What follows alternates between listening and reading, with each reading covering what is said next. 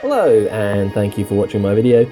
Today is a video I wanted to share. It's been a few weeks in the making. Basically, this is something I wanted to show you guys what my guild gets up to, and my role actually as a member of this guild. And what I am in this guild, I actually create and set up guild events. Now, our guild has a large amount of people in, so much so in fact that we actually have 2 days of guild missions. We have some on the Saturday at 7 PM server time and some at 3 PM server time on the Sunday. And what I do is I sort of rotate between the two, and each week I actually host and organise guild events. And this is a guild event. We start off with a Battle Royale, taking use of the arena. And this is where the entire guild actually fights one, in a Battle Royale. And the winner, the last person standing, actually wins 10 gold. We actually have up to 40 gold, where we actually have 10 gold per event that we actually organise. And actually we started off doing second place and third place, but we just focus now on the winners. And I wanted to show you just some of the examples in which you can actually use the guild hall, and some of the ways in which my guild actually utilises it, and just some of the cool things that you can actually organise in-game. You may have seen other YouTubers do this, particularly Wooden Potatoes, you may have seen with his competitions, but we try and actually keep this going, as a guild. And you can see here that we're down to the final two.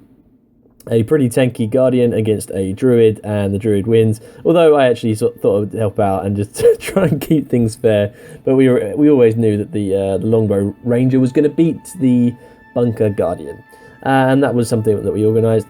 What else I actually organise is a guild race. So you can see here, I've created a jumping puzzle. And this is the guild jumping puzzle race. And I set off the banner, let everyone go. You'll see everybody in the guild goes, and they have to jump, and the first person to the end wins. And we have a very easy system that the finish line in my guild for all the jumping puzzles, by the way, I'm doing this not included, I'm just the referee to make sure who wins. The person who actually gets to the end first will actually get 10 gold. And again, you can see I changed the jumping puzzle layout each week. This is a very easy jumping puzzle. Somebody fell off right there. But again, it's not too hard. And I actually end up winning this. But then again, I know this jumping puzzle. I've done it many, many times. A lot of these people were seeing it and doing it for the first time. And you can see it actually ends up very, very close. And Imalia just beats our guild leader, Seth, to the title.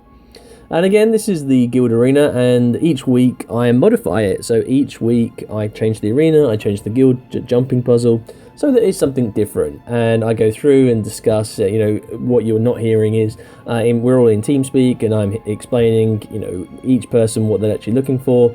And you want to keep an eye on little JW, who actually ends up doing very well in this, and the engineer class in particular has proven pretty steadfast. And you can see here, again, this time I'm not in the commander group, I'm actually just on my own, because we found out that it was kind of difficult if you are just, as a commander, your tag sort of is a blaring obstacle for people. It just sort of distracts a few people. So here I am, I'm the referee, I'm going around making sure that everything is fine. I can't be targeted because I'm in the decorations mode. And again, the objective of creating a different arena is to give that bit of flavor text. Use the different obstacles around the arena. And I only figured out actually how to do this by watching a video by Wooden Potatoes explaining how you could put stuff in the arena. And I thought, well, we might as well experiment and see how things go. What people do, because there were two ways you could get up there, and you can see one person went up there and was killed, or two people were fighting up there, because it gives you a bit of an advantage. But then again, you could hide underneath, and it's gives that bit of play and makes things interesting. And a lot of people in the guild actually do enjoy this. You can see here we're down to a final three of Engineer, Scrapper, and Elementalist, although the Elementalist is gone. Or is that? Or are they? Yeah, they're gone. Again, missed form, but this is a really long battle between the Engineer and the Scrapper. So both engineers, one running the elite spec, one not. And again, I just wanted to demonstrate this off, just showing how much fun you can actually have in your own little guild. Once you have the arenas, I try in vain to try and get up there, just to give you a bit of a demonstration as to what you're seeing around there. It was a really tough battle between these two, and eventually we got a winner by little JW. And this is a fun little race. Again, I'd created little balloons, which was an absolute nightmare for people to try and jump up. What you will see is people constantly fail. And you know what? I thought, you know what? Let me try. Let me give it a go. So here we go. I'm hopping along, and and I make it. And I get up there, and I went to show off what people, one person made it across. I actually have one person right at the end who actually helped me design this jumping puzzle, and he's acting as referee. So you can see just the people going up and up and up and just really struggling because I made some of the jumps a little bit awkward, and just it was a lot of fun seeing people like jump down. And there's this guy here, Dark Placebo, who unfortunately didn't have lean gliding techniques and couldn't make it to the end. And I felt so bad for him that after this, all the jumping puzzles I made were made with no gliding in mind. Are the ones that we're doing for it. But you can just see people always just sort of failing on these because there are tricky jumps, they're sort of awkward to see. And it was hilarious, especially the guy who is actually standing at the end. All he can see is people bump, bump, bump, doom, bump, bump, bump, doom. And for me, I take the time to design it because I enjoy designing stuff. I actually find it interesting and creative side. And in the end, I show people there is a little shortcut you can take using gliding to get up here. And you'll see a lot of people actually come over here. A lot of people bump into the side and they'll get up there. But just something you'll see here, it's a close one race for the end. You'll notice where the two trees are, and there's two flame things. A couple of people didn't quite make it, but in the end we did get a winner, thankfully. But I do have a few jumping puzzles in there. This time I'm actually going to be taking part in the Battle Royale. I'm on my warrior, not exactly the best class, and I made the arena a little bit different. It's a little bit hodgepodge, but I just wanted to try a few different things and see what would work. I did actually get a stomp there, and there are ways you can hide. Again, I'm in my rampage mode, and it is so intense when you're in that initial guild battle royale because you have no idea, like people are all over the place. I'm running my berserker warrior here, and I actually try and hide for a little bit, and then I could try and take out the scrapper who actually won. Lil JW, you see him, he actually won the previous week. And I actually got killed for actually going for Seth, who was actually, I should have just finished off. I actually revived Seth because I killed little JW. I killed the guy from last week, rezzed my guild leader, who actually then went up. So you can see here, this is what you can see, and you can see how things are going in there. And it was actually, we got a winner. Or did we? I think yes. I think we did eventually get a winner, but I couldn't actually see that. And then I created a little scavenger hunt where I hid things around the arena, and this was another thing. So we actually have 4 different things going on in our guild. We have the guild battle royale, or the guild Hunger Games, as some people like to call it. We also have the guild jumping puzzle, which is the first person to the top wins. And you'll see here what if you watch what I'm typing in chat. This is what I'm actually doing. I've hidden objects around the arena, so I've hidden a bookshelf, and the clue is something's out of place on the crowning glory of Tyria. Now, for those of you wondering, what the hell that could mean, the clue was it was to do with the wording. The crowning glory of Tyria. Now, the glory of Tyria, for those of you who are not sure what it is actually an airship in the personal story. It's the flagship of the Pact. And it's one of those that gets downed in Heart of Thorns, and you can actually go and find the lockbox. And I did a test run with a couple of guildies. I did it with 4 guildies. I did a test run.